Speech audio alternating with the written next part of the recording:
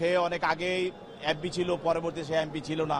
কামাল আহমেদ মজুমদার বলছে যে আমি আর আওয়ামী লীগ করবো না, আওয়ামী লীগ করি না, জীবনে কোনদিন আওয়ামী লীগ করবো না। আজকে ফ্যাসিস্ট হাসিনার অন্যতম সহযোগী সাবেক অবৈধ আইনমন্ত্রী আনিসুল হক এবং সাবেক মন্ত্রী রাশিদ খান মেনন, হাসানুল হক ইনু এবং তারপরে দীপুমণি সহ প্রায় 10 জনকে বিজ্ঞ আদালতে উপস্থাপন করা হয়।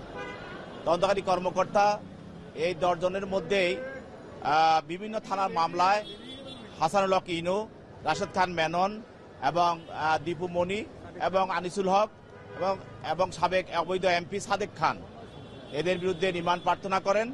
সাদেক খানের বিরুদ্ধে 3 দিনের রিমান্ড মঞ্জুর করা হয় এবং আনিসুল হকের বিরুদ্ধে 3 দিনের রিমান্ড এবং অন্যান্য যারা আছে দীপুমণি এবং ইনু মেনন তাদের বিরুদ্ধে 4 দিনের রিমান্ড মঞ্জুর করে বিজ্ঞ আদালত তাদেরকে তদন্তকারী কর্মকর্তার হেফাজতে প্রদান করেন।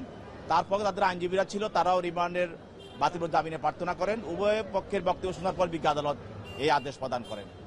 এছাড়া অন্যান্য আসামি যারা আছে তার মধ্যে চৌধুরী আব্দুল আল মামুন, সাবেক আইজিপি এবং হাসানুল হক ইনু মেনন এবং তানভীর আহমেদ সৈকত সহ সাদেক খান আরও অন্যান্য যারা ফ্যাসিস্টের সহযোগী ছিল তাদেরকে বিভিন্ন মামলায় গ্রেপ্তার দেখানো হয় এবং তার গ্রেপ্তার দেখানোর ফলে যাদেরকে রিমান্ড দেওয়া হয় তাদেরকে তদন্তকারী কর্মকর্তা হেফাজত প্রদান করেন, আর যাদেরকে রিমান্ড দেওয়া হয় নাই তাদেরকে সিডব্লিউ মূল্যে জেল হাজতে প্রেরণ করেন।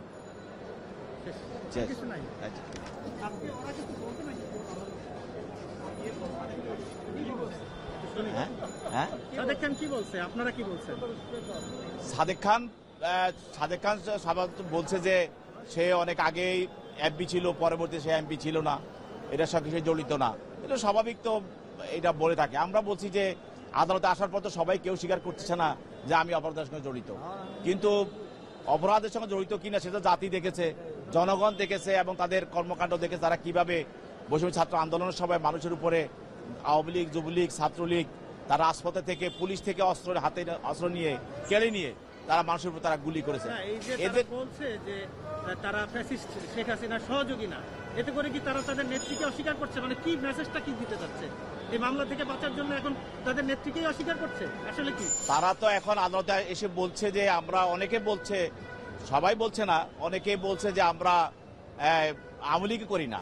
যেমন কামাল আহমেদ মজুমদার বলছে যে আমি আর আওয়ামী লীগ করবো না, আওয়ামী লীগ করি না, জীবনে কোনদিন আওয়ামী লীগ করবো না। আর সাদেক খান বলছে যে আমি তো এমপি ছিলাম না, আমি আওয়ামী লীগ থেকে রাজনীতি দূরে ছিলাম। এইসব কথা বলে পার পাওয়া যাবে না। এইসব কথা বলে তারা জনগণের থেকে অনুকম্পা নেওয়ার চেষ্টা করছে, মানুষের ভিতরে একটা বিভ্রান্ত সৃষ্টি করার চেষ্টা করছে। কিন্তু আমাদের আইন এবং মামলার সাক্ষী এভিডেন্স, তাদের বিরুদ্ধে আমাদের যথেষ্ট এভিডেন্স এবং প্রমাণ আছে যে তারা রাজপথে থেকে ষড়যন্ত্র করে এইসব হত্যার সঙ্গে তারা জড়িত। অতএব তারা এইসব কথা বলে বিচার থেকে রেহাই পাবে না।